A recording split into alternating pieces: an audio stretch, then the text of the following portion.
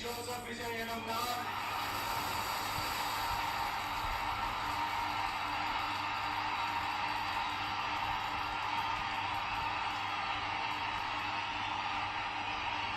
சட்டப்படி அமைக்கப்பெற்ற இந்திய அரசியல் அமைப்பின்பால் உண்மையான நம்பிக்கையும் மாறா பற்றும் கொண்டிருப்பேன் என்றும் இந்திய நாட்டின் ஒப்பில்லாத முழு முதல் ஆட்சியையும் ஒருமையையும் நிலை நிறுத்துவேன் என்றும் தமிழ்நாட்டு அரசின் முதலமைச்சராக உண்மையாகவும் உளச்சான்றின்படியும் என் கடமைகளை நிறைவேற்றுவேன் என்றும்